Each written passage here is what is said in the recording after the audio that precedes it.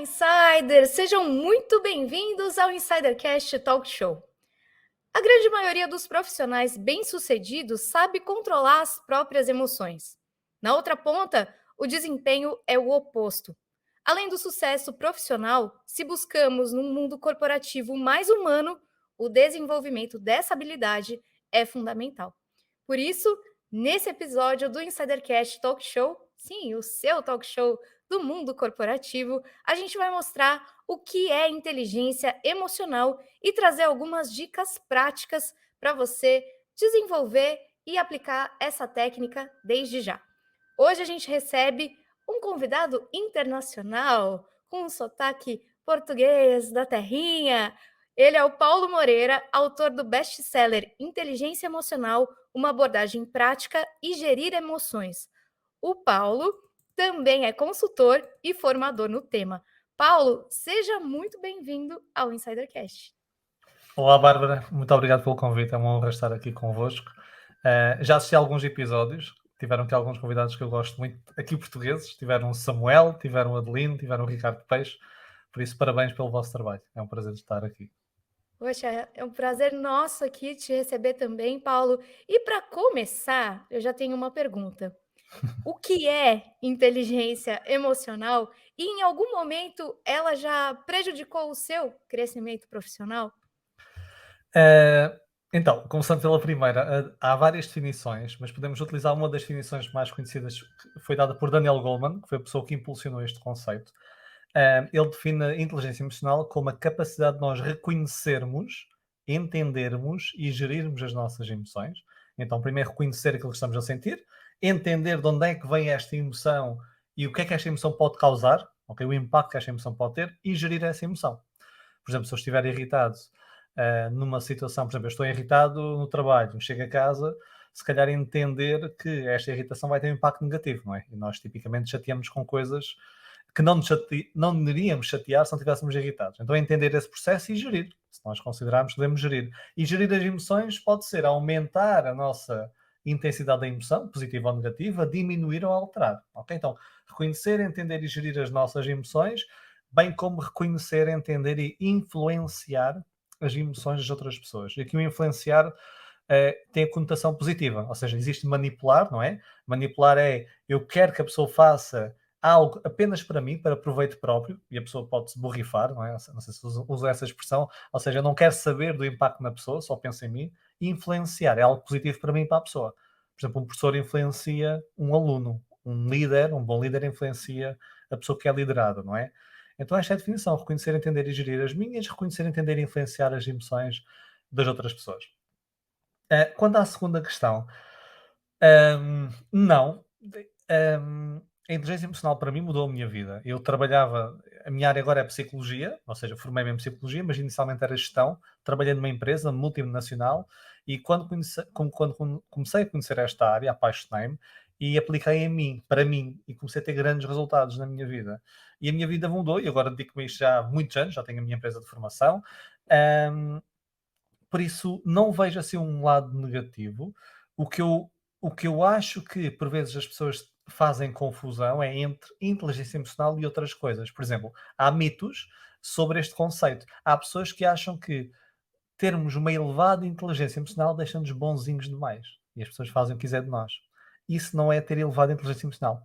Porque inteligência emocional é eu entender as minhas emoções e saber ser assertivo também. Ou seja, porque a assertividade requer que nós estejamos naquele desconforto, não é? Da comunicação e dizer um não. Então não é sermos bonzinhos. Isso é a mesma coisa que aquelas pessoas dizem que são honestas e frontais, não é? Mas são rudes e agressivas. Ou seja, a inteligência emocional para mim só trouxe coisas positivas. Ahm, eu posso apontar apenas uma coisa. Quando nós entendemos realmente que nós é que causamos as nossas emoções, ou seja, ninguém me irrita, eu é que me irrito com a pessoa, é completamente diferente. Nós responsabilizamos-nos mais, ok? E é muito mais fácil acharmos que é o outro que está mal, que é o outro que devia mudar, que é aquela situação.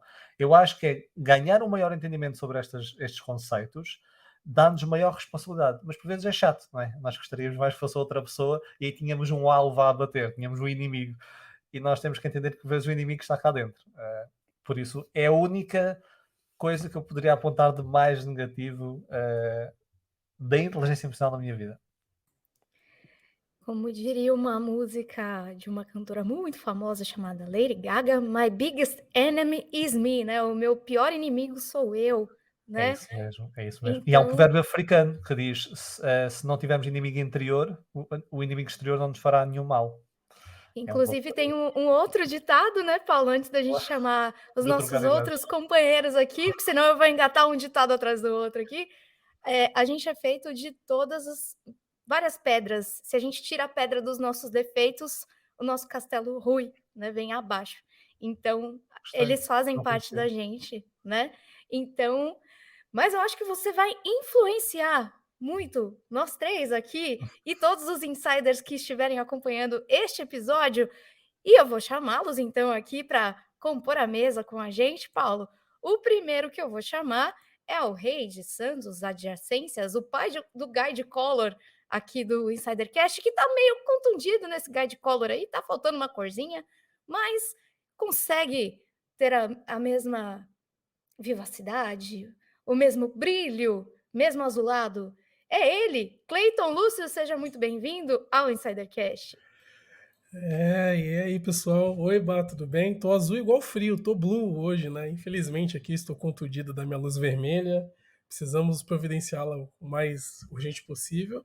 Mas é isso, eu gosto muito desse tema de inteligência emocional e poderia trazer até outro provérbio, né? Quer dizer, provérbio não, outro ditado, né? Durante a fala do Paulo ficou muito claro também que as pessoas que não têm inteligência emocional costumam ver e pensar que o inferno são os outros, mas na verdade somos nós mesmos que criamos os nossos, infelizmente, os nossos demônios, os nossos problemas na nossa cabeça.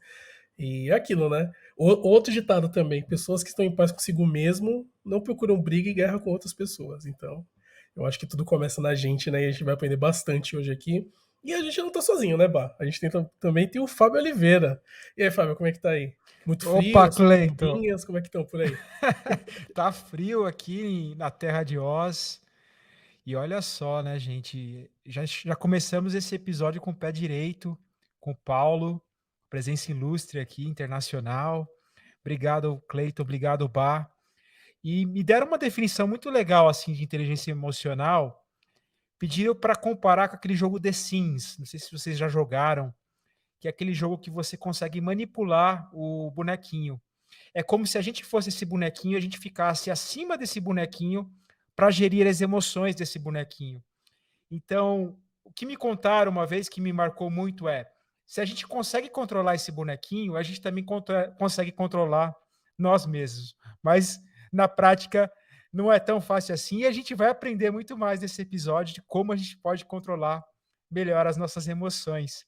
Já vou fazer aqui a pergunta para o Paulo, já desejando as boas-vindas para ele. E, a gente quer saber um pouco da história, né? Antes da gente começar nesse papo, destrinchar mais esse papo da inteligência emocional, saber um pouco como surgiu a inteligência emocional, qual que é o fato histórico dela, Paulo. Seja bem-vindo ao Insidercast. Obrigado, Fábio, e obrigado, Clayton. Olá. Já agora vou terminar. Isto é uma battle de ditados, não é? Provérbios. Há um que diz: passei grandes males na minha vida, a maioria dos quais nunca aconteceu. E é um pouco isso que acontece. E sim, gosto dessa metáfora do Sims. Eu, por acaso, não gostava muito de Sims. A minha irmã jogava muito de Sims. Só que, por exemplo, nós temos muita facilidade em dar conselhos a amigos nossos, mas nós, nessa mesma situação, as coisas é difícil. Estamos envolvidos emocionalmente. Então, o bonequinho, estamos distanciados, é o bonequinho, é o nosso amigo, é o nosso vizinho. Connosco já é mais difícil, mas gostei dessa metáfora. Então, história da inteligência emocional. A inteligência emocional mesmo, ou seja, a raiz, o conceito de base, nasceu em 1990, quando dois amigos estudantes, um era o Peter Salovey, ele na altura era aluno de Yale, da Universidade de Yale, nos Estados Unidos da América, e outro colega que era o John Mayer, da Universidade de New Hampshire. Reza a história que eles estavam e tudo a pintar uma casa de verão, estavam a falar, e estavam a comentar que achavam estranho não existir até então um conceito de inteligência que incorporasse as emoções. E eles a darem exemplos de pessoas que tinham catedráticos das melhores universidades do mundo, como a Universidade de Yale, e que eles sabiam que eram grandes génios, mas tinham grandes dificuldades em lidar com pessoas, tinham relacionamentos falhados, agiram mal as suas finanças, etc. Lidavam mal com os alunos, por exemplo. Por isso eles criaram um conceito em 1990, publicaram um artigo científico com o nome Emotional Intelligence. E foi aí que nasceu mesmo o conceito. Mas muitas pessoas que ouvem falar deste conceito, nas minhas formações eu pergunto sempre, quem é que criou o conceito? As pessoas, Daniel Goleman. Porque Daniel Goleman era um escritor do New York Times, da rúbrica de ciência, e ele escreveu um livro em 1995, 5 anos depois, com o nome Emotional Intelligence, Inteligência Emocional, e o subtítulo era Porque é que pode ser mais importante do que o QI? E chocou por completo a comunidade empresarial. Ou seja, até então o QI, não é? Como vocês sabem, as competências técnicas é que previam todo o sucesso, mas não era bem isso que a investigação mostrava. Então, o livro dele apareceu. O livro não, houve uma alusão, ou seja, houve uma indicação do tema sobre inteligência emocional na capa da revista Time, que é uma das mais conhecidas a nível mundial, e ficou super popularizado. Mas nasceu em 1990, no meio muito académico, com muitos conceitos existem bons, só que Goleman pegou, popularizou o tema e cá estamos. E se não fosse o Goleman também não estava cá hoje. Foi assim que conheci este conceito. Poxa, que legal, Paulo. Eu não sabia que tinha sido o Daniel Goleman. Muito legal. Acho que tem um outro livro dele chamado Os 7 Hábitos das Pessoas Altamente Eficazes também, que eu acho bem legal. Que eu acho que é o mais famoso, que deve pelo menos aqui no Brasil, né? Esse é do Stephen Covey. Oh, desculpa. Eu confundi as pessoas, então. Mas é um excelente livro, adoro esse, Cleiton. Tudo bem. Paulo, eu acho que já ficou bem claro aqui pra gente o porquê é importante ter a inteligência emocional, né? Porque desenvolver a inteligência emocional. Mas eu queria deixar um pouco mais evidente para as pessoas que ainda têm as suas dúvidas, né? Por que é tão importante desenvolver essa inteligência emocional? E eu também queria te perguntar se ela auxilia a construção de empresas mais humanas quando os colaboradores têm inteligências emocionais desenvolvidas. Gosto dessa pergunta. Em primeiro, porque é que é importante desenvolver? Eu sou homem da ciência, eu gosto muito de estudos, quem me conhece fala sempre de estudos, para mostrar que não é uma coisa que eu me lembro e conto, mas realmente está evidências nesse sentido.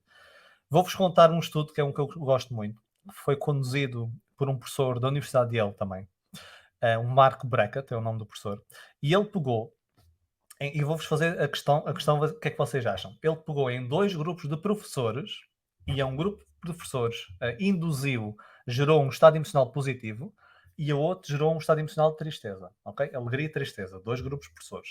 E depois, todos os professores, um a um, logicamente, tinham que corrigir uma prova, um teste, não é? Uma prova, um exame. Tinham que cotar, corrigir a prova. E depois da experiência, perguntaram aos professores se achavam, eles não sabiam o objetivo da experiência. Ok, vocês iam para uma sala, geravam um estado emocional, corrigiam uma prova e depois faziam uma pergunta. E a pergunta era: você acha que as suas emoções podem ter influenciado a forma como corrigiu a prova? Então, primeira pergunta para vocês, só para ver. Acham que houve diferença entre os 2 grupos de professores na forma como eles corrigiram a prova? O que é que acham? Acredito que sim. São pessoas, né, diferentes, então O estado emocional de cada Exatamente. um foi fator preponderante de influência nessa correção também, de um ponto de vista diferente um do outro, talvez. Quem que acham que avaliou melhor as provas? Os mais felizes ou os mais tristes? Os mais Os mais felizes, com felizes. certeza. Porque Felicidade. olha eu parafraseando de novo música, E né? La vie en rose, né? Aí a vida tá cor-de-rosa, tá tudo lindo, tem outra todo também, mundo né? passa bem. Tem outro ditado também. Às vezes os professores ou professoras dormiram com o parceiro que usava calça jeans, também tem muito isso, né? Que os alunos costumam fazer essas piadas aqui no Brasil, né? Quando o professor é carrancudo, mal-humorado, né? Aí já começa a fazer umas piadas assim. Então, É isso. normalmente, quem é mais feliz costuma ver a vida de uma maneira mais positiva, né? Costuma Então? amar mais, né, Cleiton Lúcio? Na verdade, a gente costuma até brincar aqui, Paulo, que quem é feliz não enche o saco. Então, provavelmente, quem é feliz corrigiu melhor. E foi, ou seja, avaliaram melhor quem estava triste. Excelente, acertaram. Agora, quando fizeram pergunta aos professores se achavam, eles não sabiam a diferença, que vocês estavam num estado ou noutro, e depois corrigiam a prova. Quando perguntaram aos professores se achavam que o seu estado emocional tinha influenciado, o que é que acham que eles responderam? Quase todos. Que Que não. não. 83% dos professores disse que não. De género, uma coisa é como eu me sinto, outra coisa é como é que eu faço as coisas, o meu trabalho. Então, lição deste estudo. Primeiro, as emoções influenciam-nos, mesmo na nossa tomada de decisão. Decisões essas que nós estamos habituados a fazer diariamente, mesmo assim as emoções influenciam. Segundo, nós não nos apercebemos muitas vezes essas influências. Então as emoções têm um grande impacto. Então, nós temos que entender como é que cada emoção me impacta para trabalhar nela. E respondendo à segunda questão do Clayton, se ajuda na construção das empresas mais humanas, eu tenho aqui outro estudo que foi assim mais linear.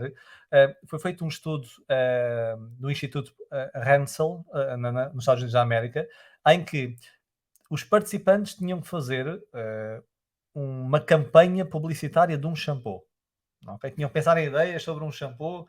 E depois o que é que eles fizeram? 2 grupos também, e pediram pessoas infiltradas, eles não sabiam, pensavam que eram como nós, por exemplo, vamos supor que nós estamos lá, somos contratados e estamos lá. Mas já um de nós, vamos supor que é o Clayton, e eu digo assim ao Clayton, eu sou investigador e digo, Clayton, o que tu vais fazer é criticar as ideias, mas de forma, por exemplo, assertiva e empática, ou seja, olha, não concordo muito com essa ideia, ou então, no outro grupo, Clayton, tu vais cascar, não sei se vocês usam a expressão cascar, tu vais cair em cima deles, tu vais criticar, tu vais dizer coisas como tu não vales nada, que ideia mais idiota. Estão a ver? Diferenças do estudo. E vocês já devem estar a ver o que é que pode acontecer. Quem estava no segundo grupo, em que o Clayton estava ali a cair em cima, como acontece em algumas empresas, não é? As pessoas não respeitam, o chefe cai acima, etc. Então, as pessoas sentiram-se mais tensas, mais irritadas, começaram a recusar-se em colaborar, ficaram desmoralizados e algumas pessoas perderam confiança nas suas capacidades. Disseram, olha, eu acho que não sou capaz de fazer isto. No outro grupo isso não aconteceu. Isto é a importância de trabalhar as nossas emoções e a forma como nós comunicamos essas emoções. Paulo, acho que você já resumiu muito do que eu ia te perguntar aqui, mas então eu vou pedir para você complementar, se você achar necessário. Quais são os benefícios, né, da inteligência emocional? Acho que com tantos estudos e exemplos, acho que você já conseguiu trazer bastante dessa resposta. Olha, são vários. Uma das coisas que as empresas mais gostam, que por vezes acham que não tem esse impacto, é na produtividade. Ou seja, há estudos que mostram empresas que desenvolvem inteligência emocional há aumento de produtividade. Por exemplo, houve um estudo feito na American Express de cartões de crédito. Na American Express, em que houve uma formação em que dotou os comerciais com estratégias de inteligência emocional e houve um aumento de receita por consultor. Ou seja, maior produtividade, melhor liderança. Por exemplo, a liderança, e vocês sabem isso melhor do que eu, vocês são líderes, vocês entrevistam muitos líderes. Quanto mais alto nós subimos numa empresa, menos técnicos nos tornamos, não é? Ou seja, primeiro começamos ali a fazer aquele trabalhinho e tal, e depois de repente começamos a gerir um grupo de pessoas, depois cada vez mais. Então é mais a parte relacional, estratégica. E estas competências, a inteligência emocional depois eu vou falar a seguir, mas esta capacidade de nós gerirmos as nossas emoções, das outras pessoas, influenciar, liderar, então na liderança é muito importante. Por exemplo, Daniel Goleman diz uma frase que é, e que eu vejo na realidade, eu trabalho com muitas empresas, é o meu core, ele diz que as pessoas são contratadas pelo QI, mas despedidas pela inteligência emocional. Ou falta de inteligência emocional. Vocês sabem, não é? Não é aquele colaborador que não sabe fazer aquilo, ele aprende, nós ensinamos. É falta ao respeito, é rude, não se esforça, frustra-se, não lida bem com as outras pessoas, como a Bárbara tinha dito, enche o saco. Então, são essas competências que ninguém, ou falta de competências que ninguém quer. Maior bem-estar psicológico, vocês sabem o burnout, não é? O burnout já é considerado doença, afeta cada vez mais pessoas, e o burnout é um stress crónico, prolongado, derivado ao trabalho. E a inteligência emocional permite-nos, não é que trate, isto não é terapêutico, mas permite-nos prevenir essas situações, conhecermos melhor e termos melhores relacionamentos, mais satisfatórios, mais duradouros. Por isso há inúmeras vantagens, estas são algumas. Nossa, você falou, Paulo, exatamente o que acontece no mundo corporativo, né? Essa frase, as pessoas são contratadas pelas competências técnicas. Quantos de nós já não vimos isso no mundo corporativo e são demitidas pelas suas emoções? É muito claro, acho que na resposta que você trouxe aqui para a Bal, o quanto a inteligência emocional é fundamental para qualquer profissional, seja líder, liderado, para qualquer pessoa que quer ter sucesso na carreira. E falando em sucesso, a gente vê o seu sucesso na sua estante. A gente vê uma coleção de livros bibliográficos aí atrás de você. E a gente tem uma pergunta mais pessoal, se você permite a gente, Paulo. Força, senão eu ligo o microfone. A gente vê atrás de você dois ursinhos de pelúcia. Para quem não está acompanhando a gente, tem dois ursinhos de pelúcia. Corre lá no YouTube para acompanhar aqui o Insidercast. Tem um ursinho de pelúcia vermelho e um ursinho de pelúcia rosa, que são bem fofos, assim, são...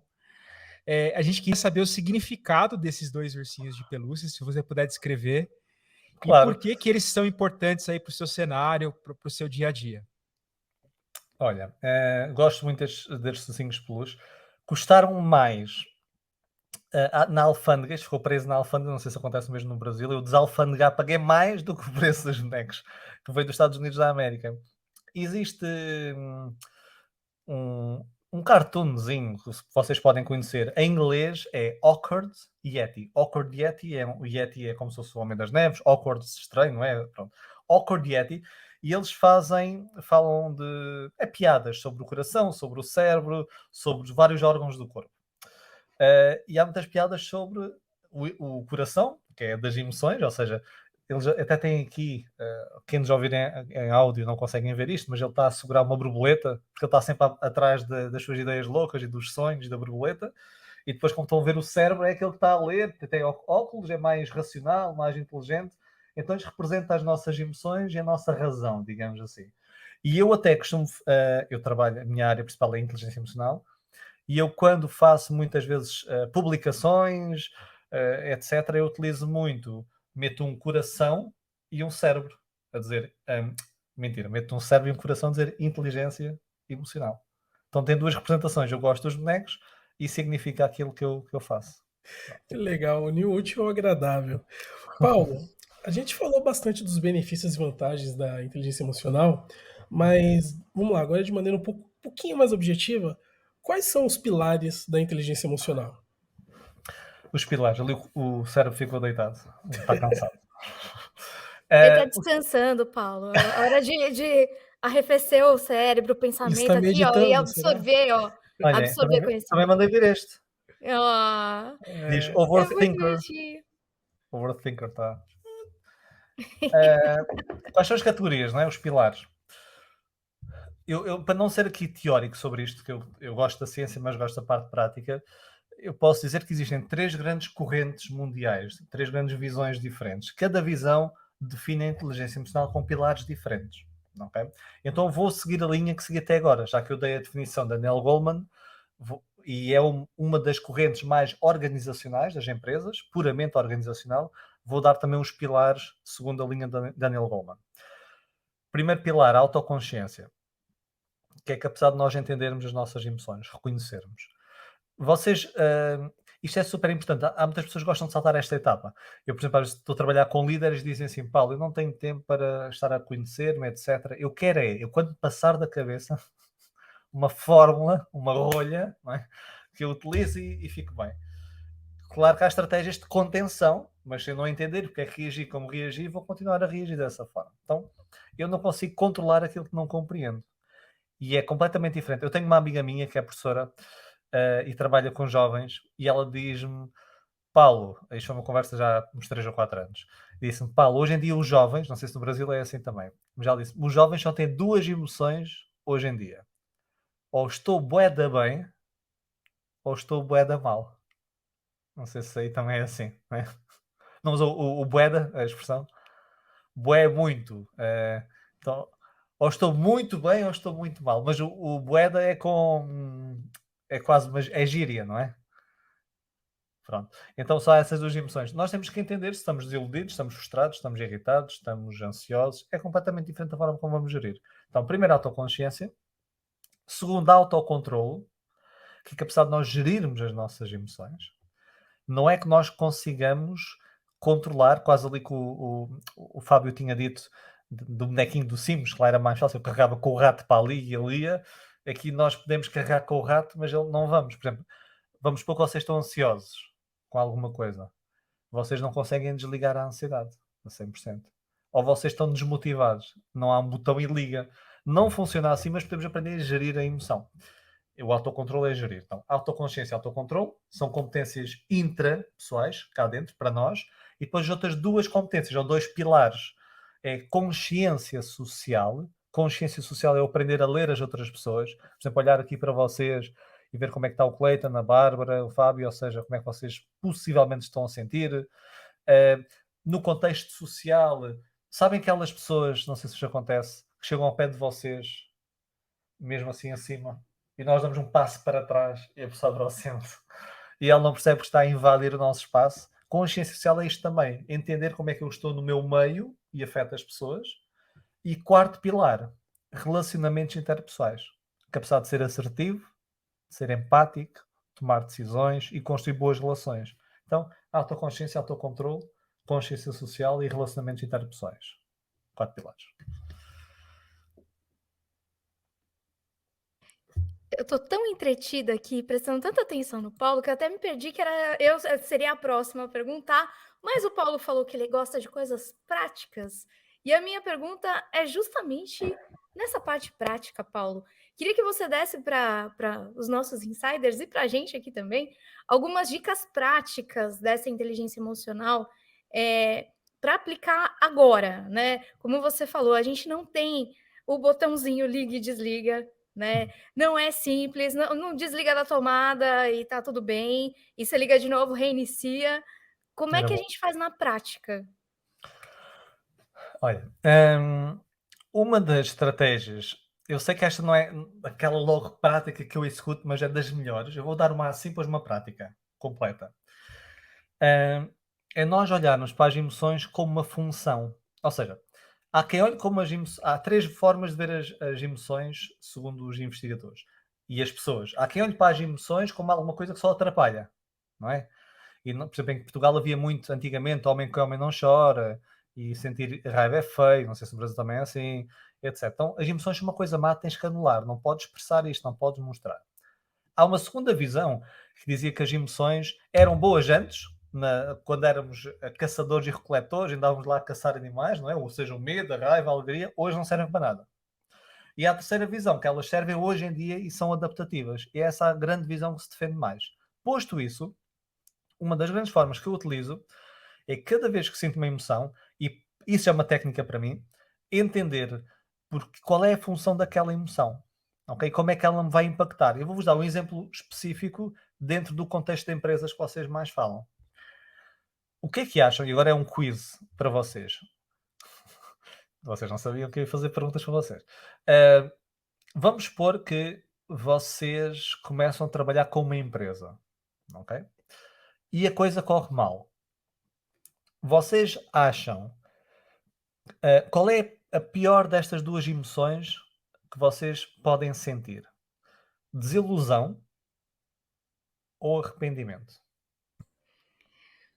Olha, eu acho que cada um aqui vai responder uma coisa. Eu, particularmente, mais emocional que sou, sentiria uma desilusão muito grande.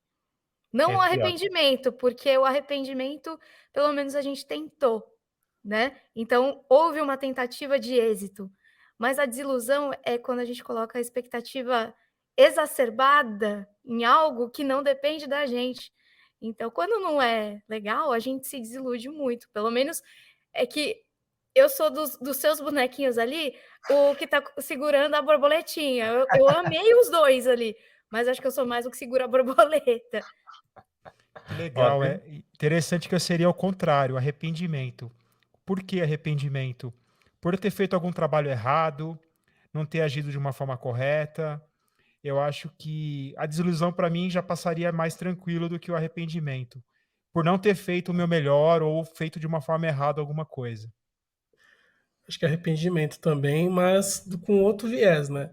Talvez eu deixei passar batido alguns sinais que a empresa me deu ao longo do trajeto, até chegar àquele ponto que se tornou inviável trabalhar com aquela empresa. Porque os sinais existem, né? Tanto quando você entra e ao longo do trabalho você pode perceber algumas coisas, mas que às vezes a gente omite para continuar seguindo ali até onde dá. Então acho que eu me arrependeria também.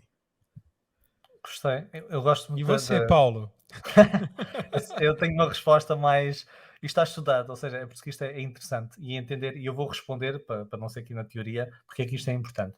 Logicamente, cada um de nós é diferente e tivemos 3 respostas. E o que eu vou dizer são médias. Grande parte das pessoas faz isso, mas muitas vezes nós nunca conseguimos, como vocês sabem, agradar o individual, mas sim os grupos, as médias, os nichos. Posto isso, se vocês, isto até é importante para vocês, para todas as empresas, quando eu trabalho com empresas, trabalho isto, é prático. Se vocês tiverem a oportunidade entre um cliente sentir-se desiludido ou arrependido, mais vale o cliente ficar arrependido. Porquê? Os clientes desiludidos, o que a investigação mostra, com empresas, voltam menos à empresa. Confiam menos novamente à empresa. Os arrependidos apostam mais. E eu vou dizer porquê. Ou seja, a desilusão vem quando, e até a Bárbara disse bem, criamos uma ilusão e essa ilusão não é satisfeita. O arrependimento é quando eu tomei uma decisão que gostava de ter tomado outra. Agora vamos dar um exemplo. O Cleiton, a Bárbara e o Fábio, até quando me convidaram, diziam, olha, Paulo, vai acontecer isto e vai haver 1 milhão de visualizações passado uma semana, tu vais ter muitos contactos. Vocês estavam a criar uma ilusão. E quando eu não tivesse, eu ficava desapontado com vocês, desiludido. O arrependimento é, eu estou aqui e depois arrependi-me por algum motivo, demos mal, etc. Não é? E eu arrependi-me nesse sentido. Então muitas empresas, e vocês sabem isso, o que é que fazem? Vendem logo aos potenciais clientes uma grande ideia que sabem que muitas vezes não conseguem cumprir. Em prazos de entrega, em qualidade do produto, o que sabem, mas querem caçar o cliente. E depois desiludem-se, depois o cliente não volta e reclama mais. O arrependido é, o cliente sabe para o que vai, logo vai atrair menos clientes, mas os que vão, além de comprarem mais, no máximo arrependem-se, porque a decisão foi tomada com toda a informação.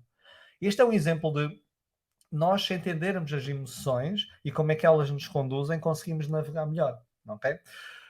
Posto isso, uma vez mais prática, há uma técnica com o nome de semáforo, e eu acho que tem vários pontos que são bons. Logicamente, esta técnica, no momento, pode não ser logo adequada, mas podemos fazer logo a seguir. E mesmo no momento, isto é feito também no momento, depende.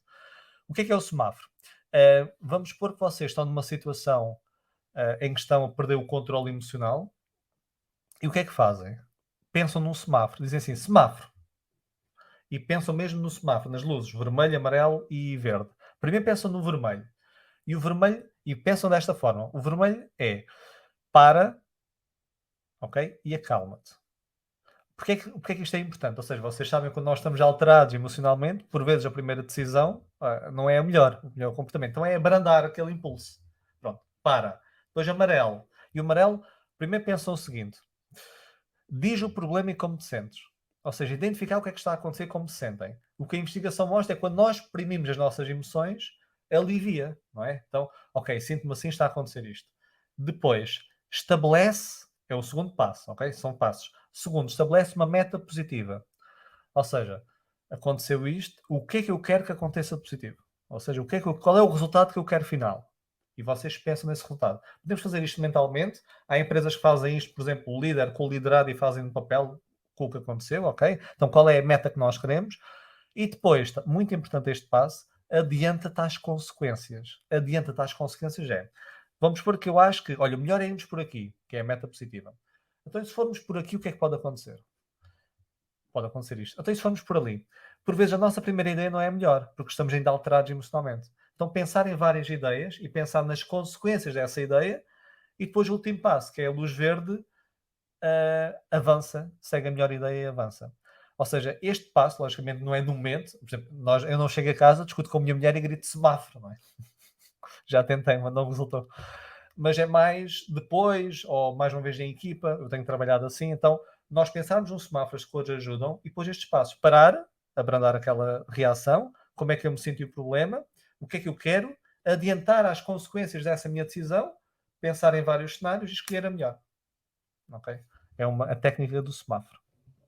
Exatamente. As situações ocorrem, principalmente quando a gente se arrepende, né? Quando a gente está fora de si, né? Quando a gente fica acima da nossa... A gente sai da nossa cabecinha, né? Do nosso cérebro e não passa a pensar mais racionalmente numa reação como todo mundo já deve ter tido, né? Quem está acompanhando a gente aqui no Insidercast já deve ter vivenciado a situação. E se usar esse farol que o Paulo sugeriu, já é um caminho andado.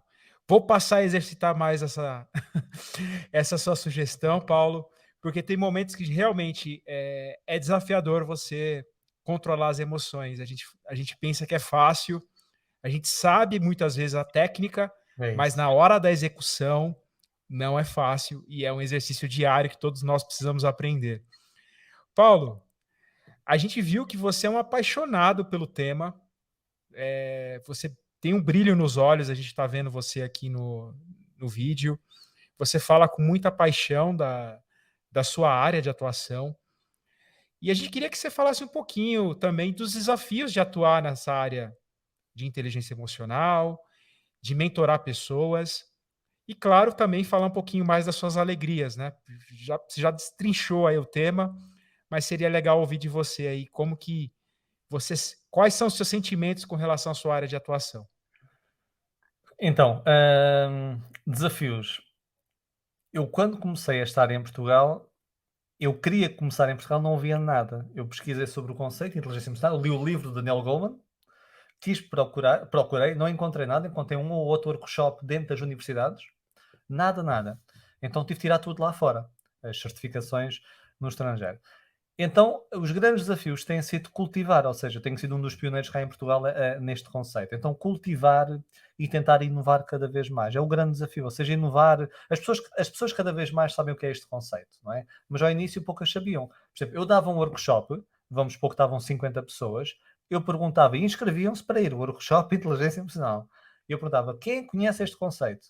Em 50 pessoas levantava uma ou duas a mão. Hoje, quando pergunto, é uma ou duas que não levanta quase. Ok? Mas o grande desafio é continuar a inovar, a dinamizar, por exemplo.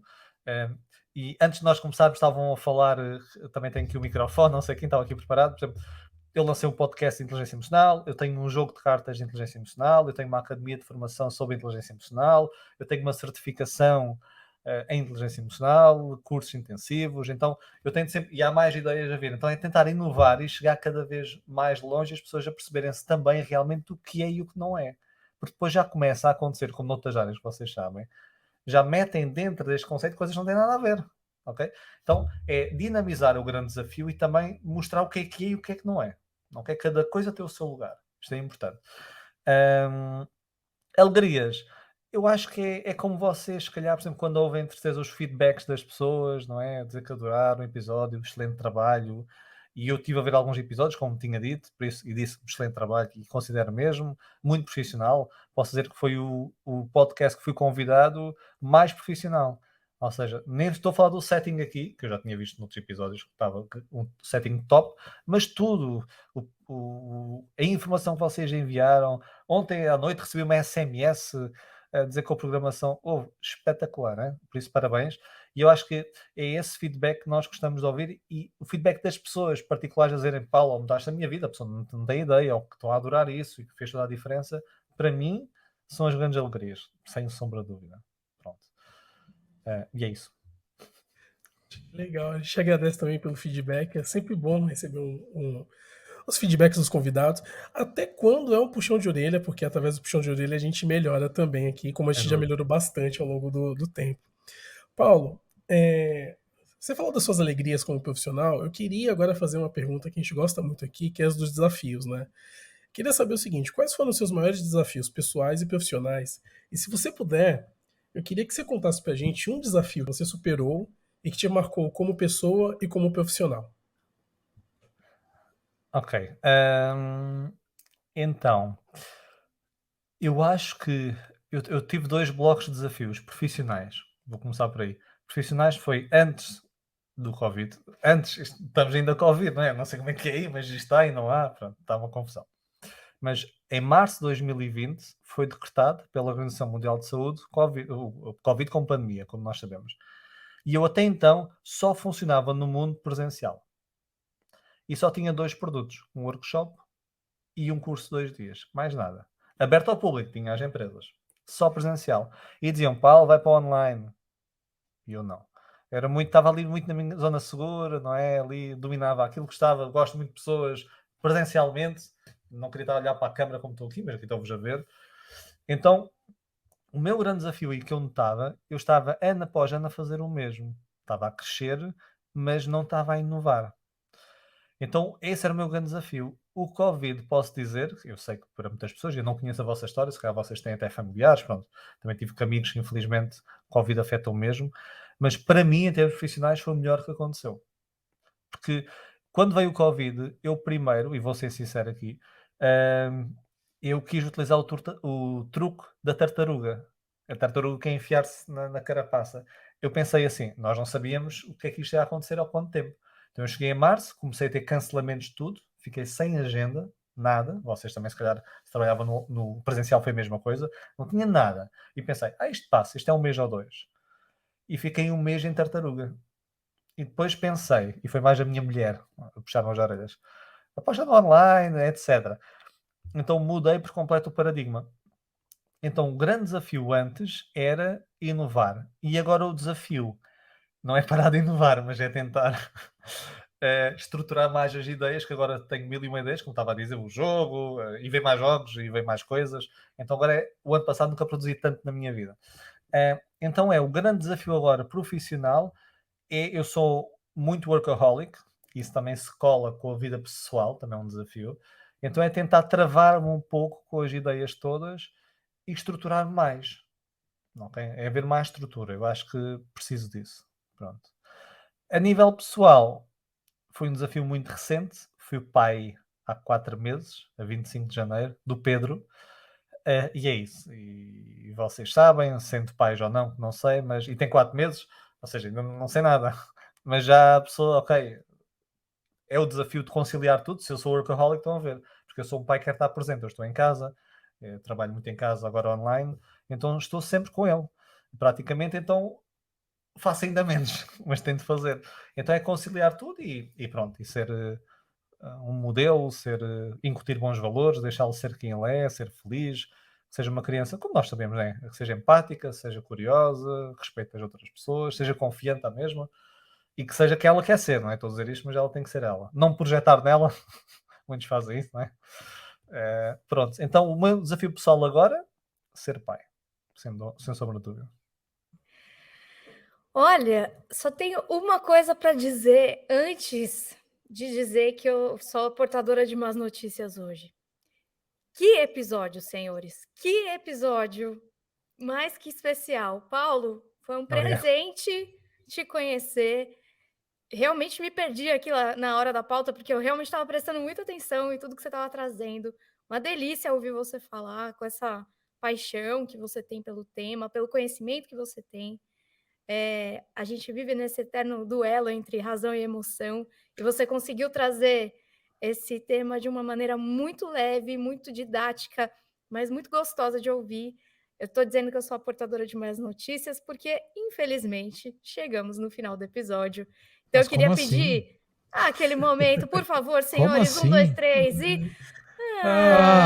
Mas não é possível, Ah! gente. Como assim? Pois Acabou? é, acabou, mas a gente quer continuar te acompanhando, Paulo. Deixa as tuas redes sociais aqui, onde a gente te encontra, como é que a gente te acompanha. Enfim, deixa aqui o seu recado final e as suas redes sociais, por favor. Então, obrigado pelo carinho, Bárbara. Também gostei de estar aqui muito convosco. E acho que este formato, já o Samuel tinha-me dito, Samuel Soares, que foi ele que fez a ponte, que adorou também, e vocês os três, e toda a dinâmica, e eu também senti o mesmo. Por isso, muito bem conseguido também. Redes sociais, eu gosto mais, estou a estar mais no Instagram, que antes não estava, não é? Antes de março, nem tinha conta no Instagram em março de 2020. Paulo.jmoreira, no Instagram. LinkedIn Paulo Moreira, às vezes aparece, outras vezes não, não é? Aquilo é estranho. Depende, tem que ver a minha foto. E website treinointeligenciaemocional.com. Treinointeligenciaemocional.com. Porque é importante, já agora, porque em treino, vocês sabem, não é só falar, e vocês disseram isso, é pôr as mãos na massa, não é? Todos nós sabemos que temos que respirar antes de falar, mas quem é que faz isso? Eu não faço sempre. Por isso treinar é importante. Pronto, treino de inteligência emocional, Paulo.j Moreira, e é isso. Muito obrigado, Paulo.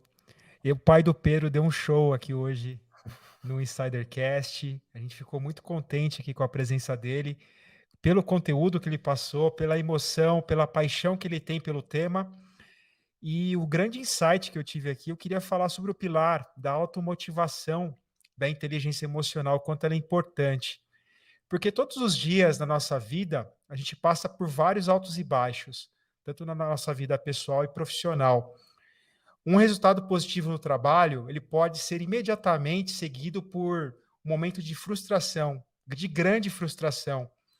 E a capacidade que a gente tem de manter-se motivado diante dessas dificuldades é o que vai diferir a gente da gente ter uma boa inteligência emocional ou não. Então, cabe muito da gente, né, fazer esse exercício diário, não é fácil. Todos nós somos falíveis. A gente tem que cada vez mais entender, se autoconhecer e, como o Paulo diz, né, agir com mais alegria, que isso acaba, como ele trouxe nos estudos, né, acaba impactando diretamente no nosso convívio, nas nossas relações e nossa produtividade. Muito obrigado, Paulo. Muito obrigado, Bar Rodrigues, e muito obrigado, Cleiton Lúcio. Poxa, obrigado, Fábio. Paulo, muito obrigado. Bah, muito obrigado. Insiders, muito obrigado. Eu acho que o meu insight final vai diretamente para os profissionais, né? Emoções são recursos valiosíssimos. E emoções são potencializadores para aqueles momentos decisivos, né? A gente falou muito também do profissional que tem a técnica, que ele é contratado pela técnica. Mas sabe aquele momento importante, aqueles momentos de ponto de virada, talvez aquele projeto que seja muito importante para o profissional? A técnica ela é importante sim. Mas provavelmente quando as coisas ficarem complexas, e elas vão ficar complexas quando os desafios aparecem, é a inteligência emocional que vai fazer a diferença e que vai possibilitar você trazer os resultados desejados para sua empresa. Então, entenda que emoções e ter inteligência emocional é importantíssimo. Então, torne as suas emoções suas aliadas e faça isso, né, como o Paulo disse, através de uma autorreflexão, através de um autoexame, né, para buscar sua autoconsciência e também, sempre que possível, se importe verdadeiramente com as pessoas que estão ao seu redor.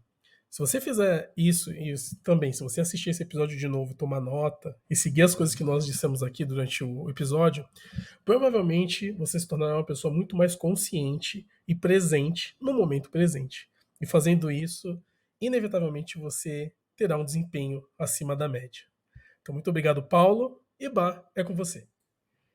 Obrigada, Cleiton. Obrigada, Fá. Obrigada, Insiders. Paulo, eu acho que eu não poderia terminar esse episódio aqui sem citar uma célebre frase de muitos anos antes de Cristo, dita por Sócrates, que é muito conhecida, chamada não, que diz: conhece-te a ti mesmo.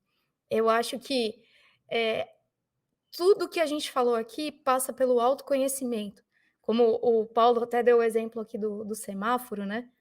Da gente entender, né? Parar, entender, sentir e depois ressignificar e agir, né? Continuar. Como eu disse lá no começo, a gente é composto de qualidades e defeitos. Saber gerenciar os nossos pontos fortes e os nossos pontos fracos é um grande desafio. E ninguém vai conseguir gerir melhor tudo isso do que a gente mesmo. Se a gente não se conhece, a gente também não consegue conhecer o outro.